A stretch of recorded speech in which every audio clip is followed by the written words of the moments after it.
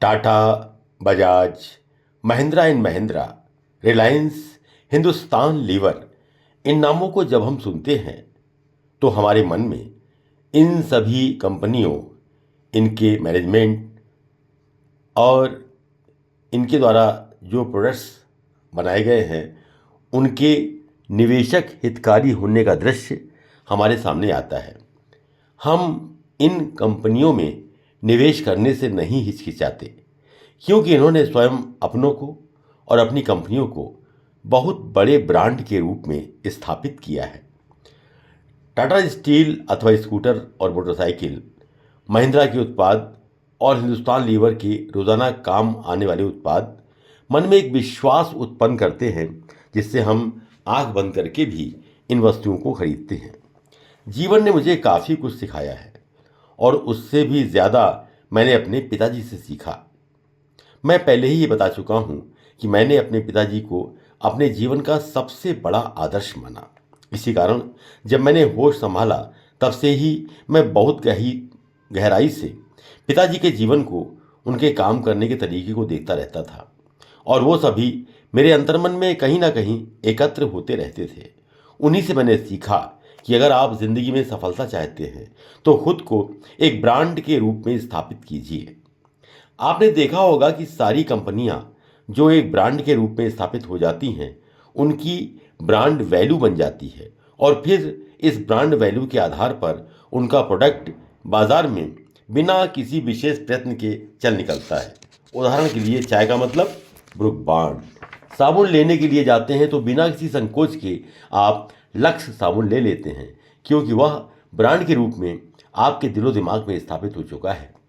Lux है तो अच्छा ही होगा और आप उसे बिना किसी संकोच के खरीद लेते हैं, अर्थात लक्स के साथ उसकी ब्रांड वैल्यू, उसकी क्वालिटी जुड़ गई। ये बात अगर किसी कंपनी के साथ जुड़ती है तो उसके नए प्रोडक्ट भी हाथों हाथ लिए जाते हैं। अब गोदरेज का नए मॉडल का फ्रिज भी आप घर ले आते हैं। यही बात आदमी के साथ भी लागू होती है। अक्सर आपने सुना होगा, लोग कहते हैं कि अरे भाई साहब ने समय दिया है तो वो पक्का समय से ही आ जाएंगे, या मोहन जी ने वादा किया है तो वह पूरा होगा। अर्थात समयबद्धता साहब की ब्रांड वैल्यू है और वादे को निभाना मोहन जी की ब्रांड वैल्यू या साख बन गई। बहुत छोटी सी उम्र में ही पिताजी का एक सफल व्यापारी बनने के पीछे क्या रहस्य था। जब मैंने इस पर ध्यान दिया तब मुझे समझ में आ गया कि अपने कमिटमेंट को निभाना और समय से निभाना, ये उनकी ब्रांड वैल्यू थी, जिसकी वजह से उन्हें व्यापार में बहुत लाभ हुआ। और मैं पहले ही बता चुका हूं कि बहुत कम मार्जिन पर व्यापारी उनसे सौदा कर लेते थे। ये उनकी ब्रांड वैल्यू का ही कमाल था। मैंने भी अपने जीवन में उनके गुणों को अपनाया और समयबद्धता और कमिटमेंट को पूरा करना, इसका बेहद कड़ाई से पालन किया और इसका परिणाम भी मुझे मिला।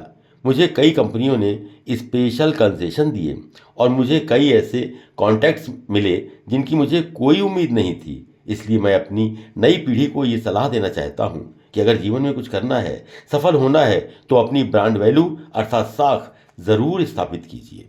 एक संस्मरण मुझे याद आ रहा है, मयंक गुप्ता का संस्मरण। जो मयंक गुप्ता ने लिखा है, मैं उसे उन्हीं के शब्दों में प्रस्तुत कर रहा हूँ। मैं बेंगलुरु से मुंबई इकोनॉमी क्लास में सफ़र कर रहा था। मैंने अपना हैंडबैग ऊपर रख दिया और अपनी सीट पर बैठ गया। मेरे बगल वाली सीट पर एक बुजुर्ग सज्जन बैठे हुए थे। मुझे मुंबई में एक प्रेजेंटेशन देना था, इसलिए मैंने अपने डॉक्यूमेंट्स निकाल लिए और उनको पढ़ने लगा, ताकि प्रेजेंटेशन से पूर्व मैं अच्छी तरह से तैयारी कर लूँ। 15-20 मिनट के बाद जब मैंने इस कार्य को कर लिया और खिड़की की तरफ देखने लगा तो मेरी नज़र अपने बगल में बैठे व्यक्ति पर पड़ी। मुझे लगा कि मैंने उन्हें कहीं देखा है। वह बुजुर्ग थे और ये उनका जो सूट था वो भी बड़ा ही साधारण था और वो अपनी कुछ मेल्स का जवाब दे रहे थे और उनके जूते वो भी बड़े साधारण से थे। अचानक मुझे याद आया और मैंने उन्हें टोका, क्या आप मिस्टर नारायण मूर्ति हैं? उन्होंने मेरी तरफ देखा, मुस्कुराए और जवाब दिया, जी हाँ। मैं अचंभित था। एक सेकंड के लिए कि मैं उनसे क्या कहूँ मैं समझ नहीं पाया। मैंने उन्हें दोबारा देखा। उनका सूट, उनकी टाई, उनका चश्मा सब कुछ सामान्य था, जबकि वो आदमी इन्फोसिस के फाउंडर्स में से एक है और 2 से 3 अरब डॉलर्स की उसकी आर्थिक स्थिति है। मैं हमेशा बहुत धनवान बनना चाहता था, जिससे कि मेरी सारी विलासिता की चीज़ें मैं खरीद सकूं और बिजनेस क्लास में सफ़र कर सकूं। वो ये सब कर सकते थे, बल्कि वो तो पूरी एयरलाइन खरीद सकते थे और वो मेरे नज़दीक इकोनॉमी क्लास में बैठे हुए थे। मैं सचमुच बहुत अचंभित था।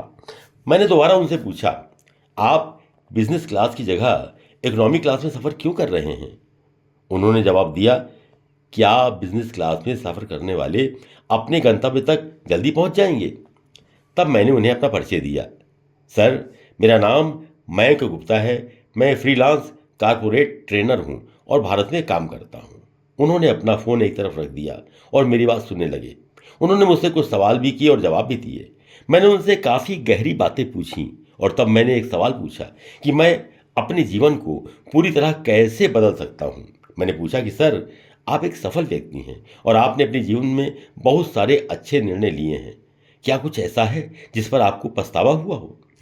उन्होंने एक क्षण सोचा और जवाब दिया, कभी कभी मेरा घुटना परेशान करता है। मैं शायद अपने शरीर की बेहतर देखभाल कर सकता था, जो मैं नहीं कर पाया। जब मैं युवा था तो मैं अपने काम में इतना व्यस्त रहता था कि मुझे अपने लिए समय देने का मौका ही नहीं मिला। और अभी मैं बहुत काम करना चाहता हूँ, लेकिन मैं कर नहीं पा रहा हूँ क्योंकि मेरा शरीर इजाज़त नहीं दे रहा है। तुम अभी युवा हो, स्मार्ट हो, तुम्हारी आंखों में कुछ सपने हैं, लेकिन तुम तुम इस गलती को मत दोहराना जो मैंने किया। अपने शरीर का पूरा ख्याल रखना और पूरा आराम लेना। ये केवल एक शरीर है जो एक बार ही मिलता है, दोबारा नहीं मिलता। उस दिन मैंने दो बातें सीखी, एक बात जो उन्होंने बताई और दूसरी जो उन्होंने दिखाई। धनवान होने का अर्थ बहुत सारी चीज़ों का स्वामित्व नहीं है। मुझे मिल गया जो मुझे चाहिए था। कितने महान और ज़मीन से जुड़े हुए व्यक्ति हैं वो, शायद इसी कारण वो इतने सफल हैं।